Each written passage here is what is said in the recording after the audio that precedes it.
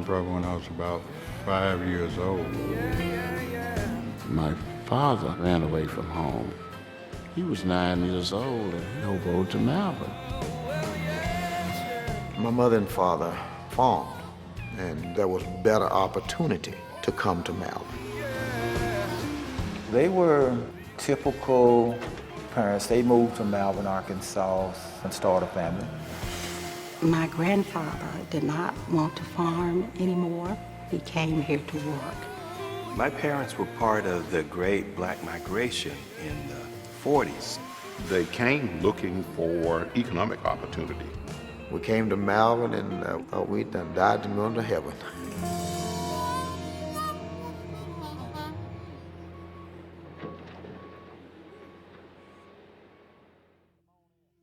Malvern was more of an industrial community in contrast to East Arkansas, which was an agrarian farm community with the plantation mentality, the sharecroppers. Because there were businesses, because there were industrial organizations that employed residents of Malvern, people had access to jobs. During the time when I was growing up, Acme Brick Company, along with Malvern Brick and Tile, were producing more brick than any place in the world. And so it was at that time known as the brick capital of the world. So what you could be assured of if you came to Malvern was that this is the kind of labor that you get paid by the piece. You get paid by what you do and not by anything else. And so that was kind of established. So people would come in to Malvern to work, and they knew they worked a certain number of hours, they're going to have a paycheck.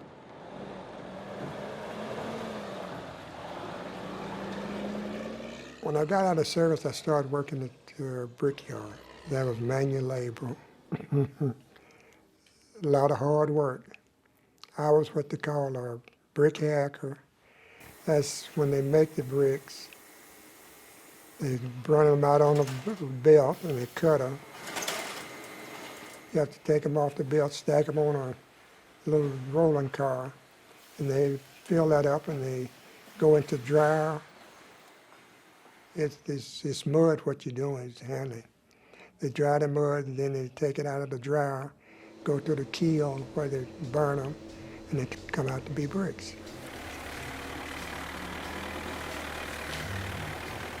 Acme really was special among the blacks. I say it was one of the biggest jobs around. If you worked at Acme, you really was somebody, You know how much it paid back then, but that was the job. And if we all look around now and look at some of the houses, old houses that are standing, even in Pearl or even in Malvern, Acme Brick was the provider of the income for those people to purchase those homes. The aluminum plant was tough also because of the heat. And there were many people who try it. They'd be there for a day or two and they would just proclaim, I'm not working in a place like that because I don't want to be barbecued. Daddy must have gone to work for Reynolds somewhere during the late 1940s. I don't remember exactly when it was. I just know that it ushered in a significant change in our environmental condition. I can remember that. They were able to work and provide for their families. They were landowners, property owners, and that increased their capital. Most people in Malvern had their own house. We had our little backyard where we could barbecue.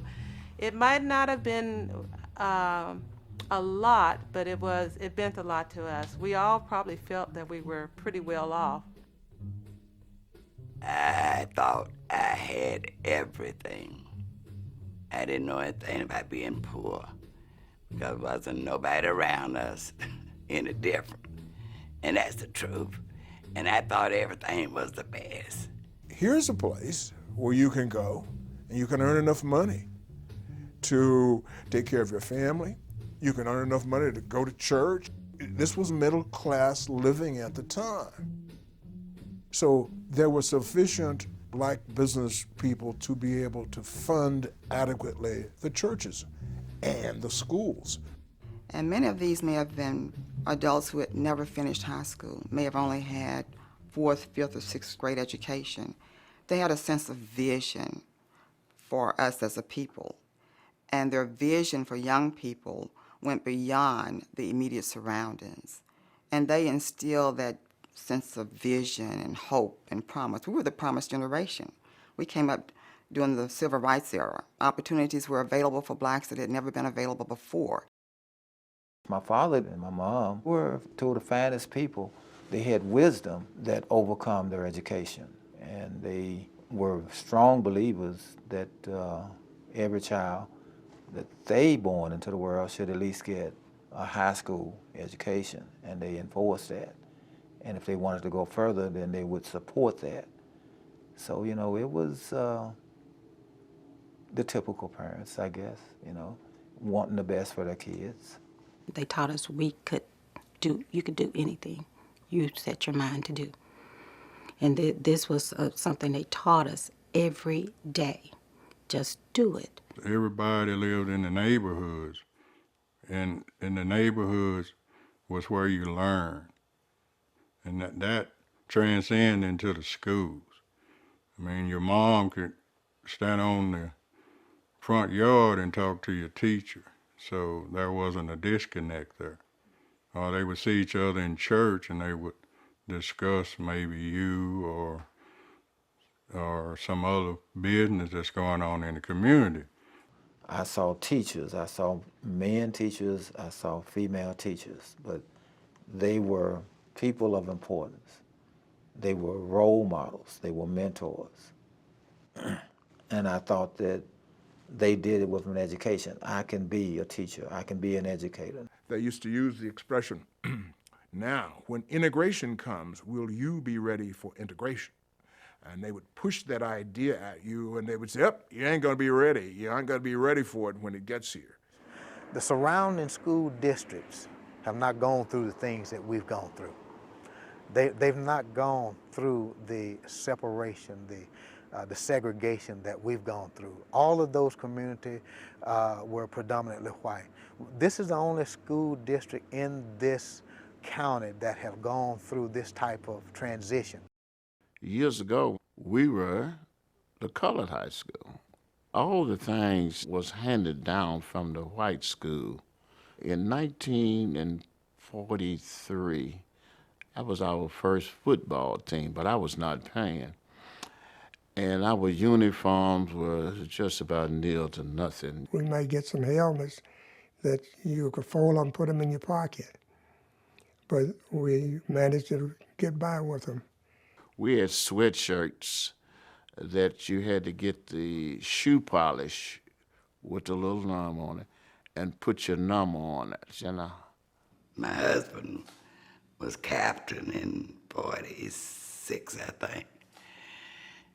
And he said he played with 2 left shoes. They bought them from the white school. I think that it was just a group of us didn't like what our kids was getting in the colored school. We had gone there and we knew what it was like, and we knew that it could be better. And we just decided that they could go. We pay tax, we buy the schools, so we can put our kids in there. While we wanted to see integration take place, we were very sad to see the school to see the school just close. It was like a part of our culture had been taken from us, part of our history, and there was no effort to preserve some of the artifacts and things of that sort. You know, we came over, you know, for summer practice, and we all met like we would normally do in the Todd room, and Coach Henry, you know, told us, he, you know, set us down and told us, okay, well, it's no fault of anybody on the staff here, anybody, but the school was gonna close. And what? You know, everybody just sat there with their mouth open. What's going on? Because we had planned on having a great year the year after, because, you know, lost one senior, and we had lost, I think, 2 games that year, and that was it. So we was coming back. We were gonna come back and be tough. So, but he told us, he said, this will be the last year we'll be at Wilson. We'll have to go to senior high.